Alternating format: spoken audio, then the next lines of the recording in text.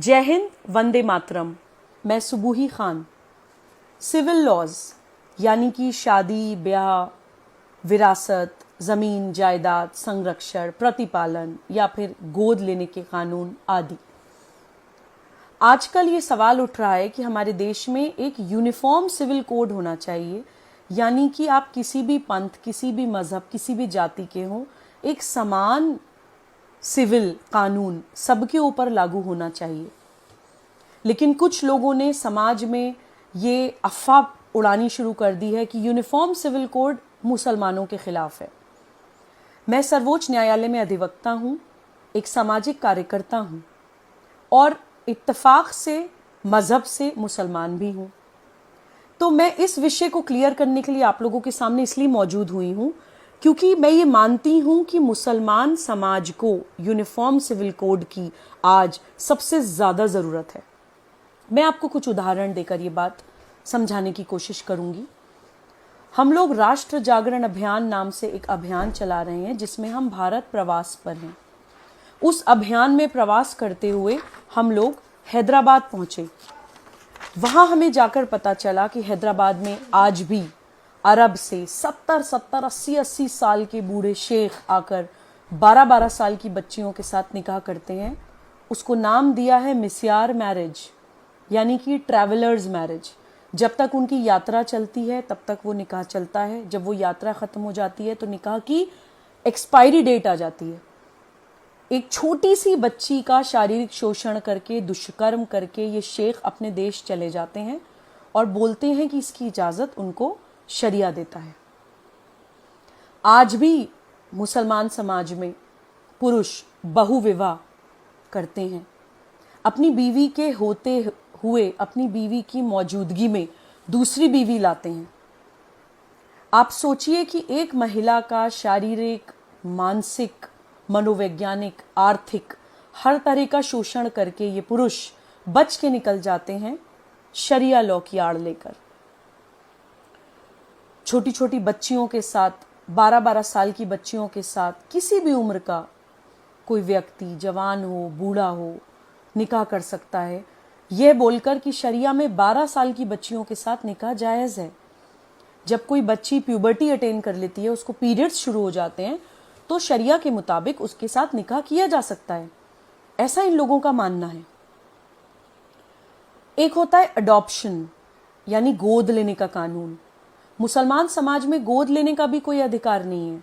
अगर कोई मुसलमान महिला किसी भी कारणवश बच्चा पैदा नहीं कर पाती है तो उसको यह अधिकार नहीं है कि वो अपने देश की अडॉप्शन लॉज का इस्तेमाल करते हुए कोई बच्चा गोद ले ले, क्योंकि उस महिला के बच्चा पैदा ना कर पाने की स्थिति, उसकी वो एक दुखद स्थिति भी मौका देती है एक मुसलमान पुरुष को कि वो दूसरा निकाह कर सके इस बात पर कि तुम तो मुझे बच्चा नहीं दे सकती हो, तो मैं दूसरी शादी करके मुझे बच्चा चाहिए। गोद लेने का भी अधिकार एक मुसलमान महिला के पास नहीं है। देन गार्जियनशिप लॉज, यानी कि सरपरस्ती, संरक्षण के जो कानून होते हैं देश में, वो भी मुसलमानों के ऊपर अप्लाई नहीं होते हैं। एक मेरे पास अभी कुछ दिन पहले केस आया, मैं आपको बताना चाहती हूँ कि एक महिला के पुरुष की हस्बैंड की डेथ हो गई। उसकी डेथ के बाद ससुराल वालों ने घर से निकाल दिया, उसको बच्चे नहीं दिए, ये कहकर कि शरिया के हिसाब से, मुस्लिम लॉ के हिसाब से माँ जो होती है वो नेचुरल गार्जियन नहीं होती है बच्चे की। अगर फादर की किसी कारणवश डेथ हो गई है तो उस बच्चे की गार्जियनशिप ससुराल वालों के पास जाएगी। तुम कौन, तुम तो कुछ हो ही नहीं। ऐसा बोलकर उस महिला को घर से निकाल दिया गया। ये उदाहरण मैं आपको इसलिए दे रही हूँ कि जो भी मुस्लिम समाज के पढ़े लिखे लोग हैं, मुसलमान समाज के जो रैशनल लोग हैं, सोचने समझने वाले लोग हैं, या जो पैगंबर मोहम्मद सल्लल्लाहु अलैहि वसल्लम के रास्ते पर चलना चाहते हैं, वो लोग मनन करें, अपने आप से सवाल करें कि प्रॉफिट मोहम्मद सल्लल्लाहु अलैहि वसल्लम महिलाओं के अधिकारों की बात करते थे। उनके समय में अरब में छोटी छोटी बच्चियों को पैदा होते ही दफना दिया जाता था। उन्होंने उन बच्चियों को बचाने के लिए कहना शुरू करा कि जिसके घर में बेटी पैदा हुई है उसको अल्लाह ने अपना सलाम भेजा है। पैगंबर मोहम्मद सल्लल्लाहु अलैहि वसल्लम अपनी बेटी बीबी फातिमा के आते ही उनके सम्मान में खड़े हो जाया करते थे। पैगंबर मोहम्मद सल्लल्लाहु अलैहि वसल्लम ने जो पहली शादी करी वो अपने से बड़ी उम्र की महिला से करी, एक विधवा महिला से करी, एक बिजनेस वुमन से करी जो तिजारत करती थीं। कोई नकाब पोश या अपना चेहरा ढक के चार दीवारी में बैठी हुई किसी महिला से उन्होंने निकाह नहीं किया था। तो हमारे प्रॉफिट हमें महिलाओं का सम्मान करना सिखा कर गए हैं। प्रॉफिट मोहम्मद सल्लल्लाहु अलैहि वसल्लम अपने घर के काम खुद करते थे, खाना खुद बनाते थे, कपड़े खुद धोते थे, घर के सारे बेसिक काम खुद करते थे।